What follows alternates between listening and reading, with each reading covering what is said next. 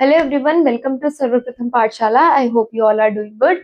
So we are continuing with our series idioms and phrases, and today we will cover the idioms and phrases starting with the letter S.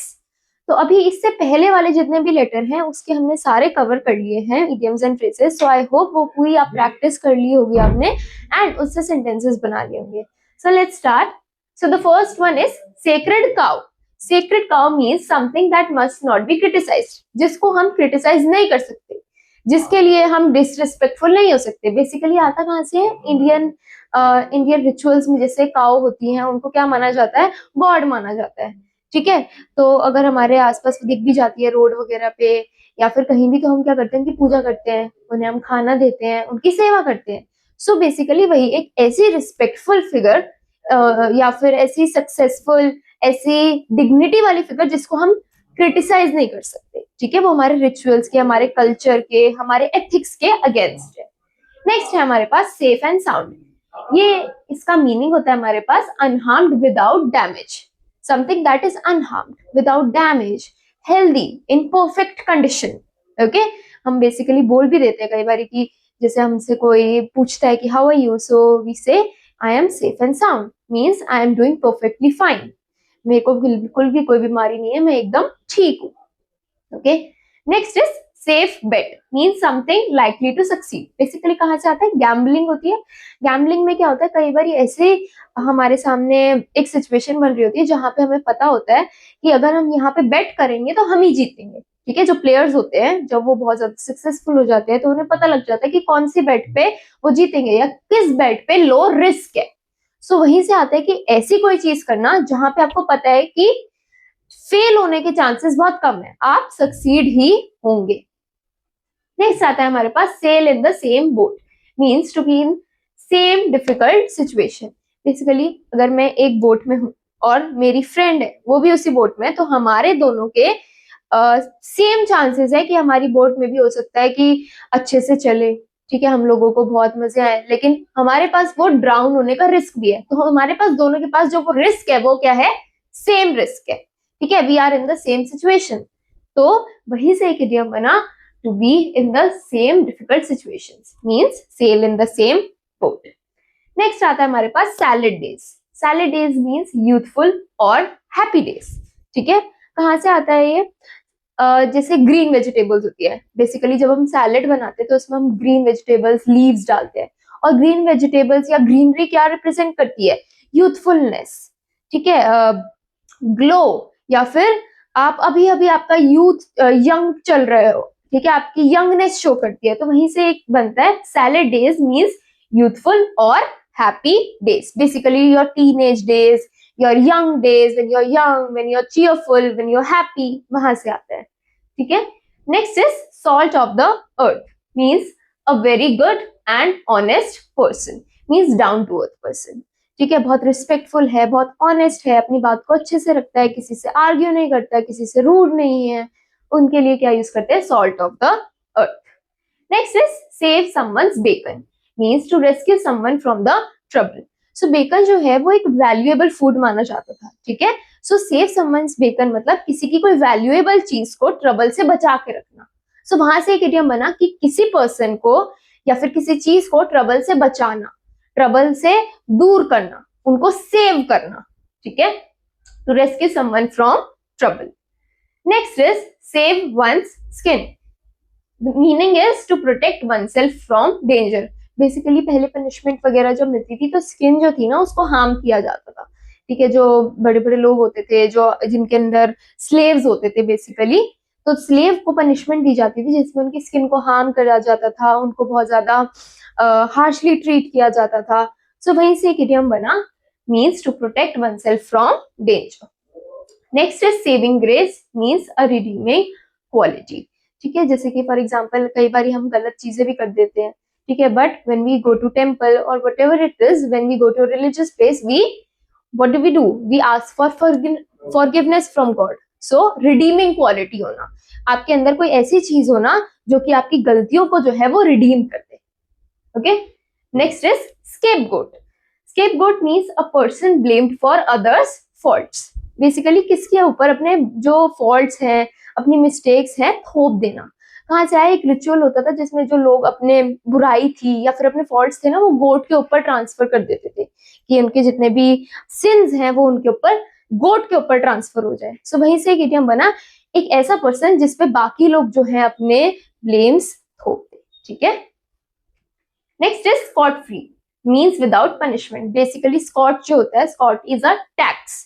तो tax free होना मतलब कोई भी आपको पैसा नहीं देना पड़ रहा, कोई भी आपकी एक्स्ट्रा इनकम चार्ज नहीं हो रही, मीन्स आपको कोई भी पनिशमेंट नहीं मिल रही, आपको कुछ भी टैक्स नहीं देना पड़ रहा।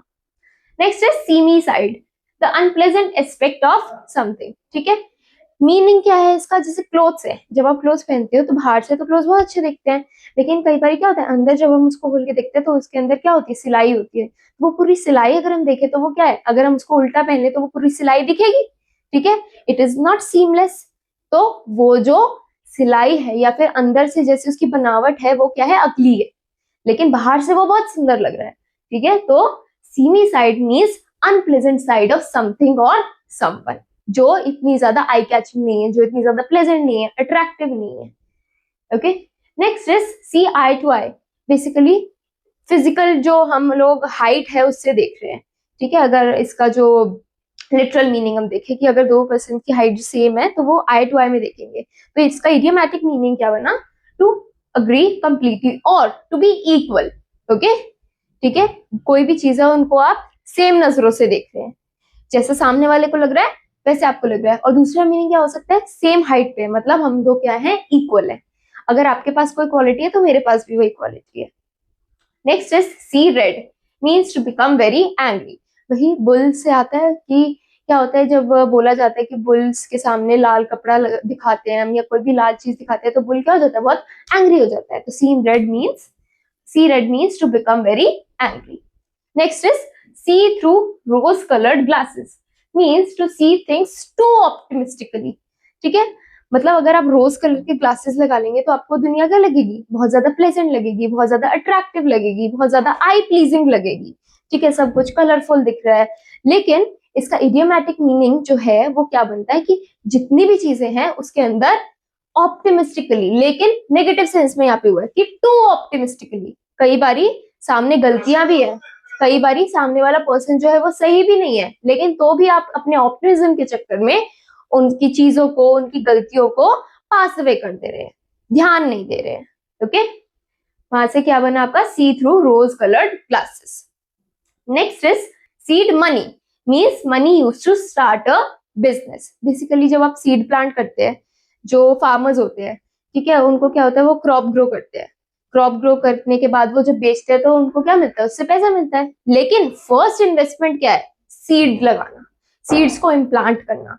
उसके लिए जो आपकी फर्स्ट इन्वेस्टमेंट है that is your seed money. मतलब किसी भी काम में बढ़ने से पहले जो आप उसमें इन्वेस्टमेंट कर रहे हो that is your seed money. Okay, money used to start a business. Next is sell like hot cakes. Hot cakes, या फिर कई बार आपने देखा हो कि कई बार आप कई दुकानों पे जाते हो जहाँ पे कोई चीज बहुत फेमस है, तो वो क्या होती है? जल्दी जल्दी गरम गरम आती है बन के, एंड वो उसी टाइम बिक जाती है। मतलब कोई चीज बहुत ज्यादा पॉपुलर होना, बहुत लोग उससे पसंद करते हैं, बहुत लोग उसे खरीदना चाहते हैं। So we can say it is selling like hot cakes. Okay, to sell very quickly. Next is send him to Coventry to ignore someone completely. मतलब बेसिकली क्या होता था कि लोगों को इग्नोर करने के लिए, कि या फिर ऐसे इन्फ्लुएंशियल पीपल जिनकी बातें लोग ना देख पाए या जिन लोगों को लोग ना सुन पाए, उनको कन्वेंट्री में भेज दिया जाता था। एक ऐसा प्रिजन टाइप्स होती थी या रूम टाइप्स होता था, ताकि बाकी लोग जो है वो उन्हें ना देख पाए और उन्हें इग्नोर करते। सो वहीं से आया to ignore someone completely. Okay, next is send someone packing, means to dismiss और drive away. Basically military camps में कई बार क्या होता था, सोल्जर्स को बोल दिया जाता था कि आप यहाँ से चले जाओ, हम आपको डिसमिस करते हैं। तो उनको अपना सारा सामान पैक करके वहां से चले जाना होता था। तो डिसमिस समवन मतलब किसी को जॉब से निकाल देना, या फिर किसी को कोई काम कर रहा है वहां से उसे हटा देना। Okay, next is set the bait, means to trap someone. Bait क्या होती है हमारी? बेट मतलब सामने वाले को कोई ऐसी चीज देना जिसके लिए वो ग्रीडी हो। ठीक है, for example a chocolate is a bait for the kid.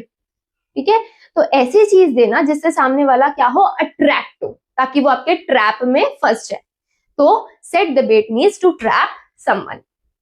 Next is set the record straight, means to correct a mistake. Basically music note से आता है कि जब आपको कई म्यूजिक इंस्ट्रूमेंट्स बजाने के लिए जो उसके नोट्स है ना वो एक अलाइन करने पड़ते हैं ताकि आप सही से सारी जो इंस्ट्रूमेंट की ट्यून है उसको पकड़ सके। ठीक है, तो कोई चीज अगर गलत हो गई है तो उसको अलाइन करना, उसको करेक्ट करना। Okay, next is set the Thames on fire, means to do something extraordinary.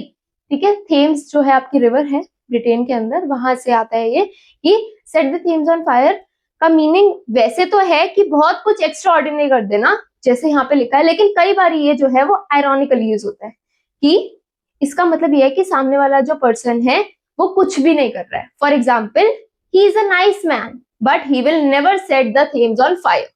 ठीक है, अच्छा पर्सन है लेकिन वो कभी अपनी लाइफ में कुछ एक्स्ट्राऑर्डिनरी नहीं कर पाएगा। लेकिन Thames on fire, set the Thames on fire का बेसिक मीनिंग क्या है? To do something very extraordinary that is not seen by anyone, that has not been done by anyone. Okay, next is set one's face against, means to oppose firmly. ठीक है, अपना जो आप मुंह है, अगर आपको कोई कुछ बता रहा है उसको आप नहीं सुन रहे हैं, मतलब आप उसको अटेंशन पे नहीं कर रहे हैं, आप उसकी बात के अगेंस्ट हैं, आप उनकी बात को अपोज कर रहे हैं। Next is shake in one's shoe. Basically ये हमारे एक रिएक्शन से आता है। कई बार जब हम नर्वस होते हैं तो हम क्या करते हैं? अपने शूज को शेक करते हैं, अपनी लेग्स को शेक करते हैं। वहीं से एक इडियम बना आपका टू ट्रेम्बल विद फियर, बहुत ज्यादा नर्वस होना, बहुत ज्यादा डर लगना किसी चीज से। Okay, next is sharp practices, means dishonest business methods. Sharp का मीनिंग यही है, डिसऑनेस्ट प्रैक्टिसेस। ठीक है, to cheat on someone, to do a work without any ethics basically. Okay, next आता है हमारे पास shifting sands, means unstable conditions. Next आता है आपके पास shoot from the hip, means to speak without thinking, कोई भी चीज को बिना सोचे समझे बोलना। ठीक है, next is short shrift, means harsh और ब्रीफ ट्रीटमेंट, किसी के ऊपर बहुत ज्यादा हार्शली ट्रीट करना, किसी की बात ना सुनना, किसी के लिए बहुत ज्यादा रूड होना, किसी के ऊपर अपना जो है डोमिनेंस शो करना। ठीक है, next is shot in the dark, means a guess with little chance of success.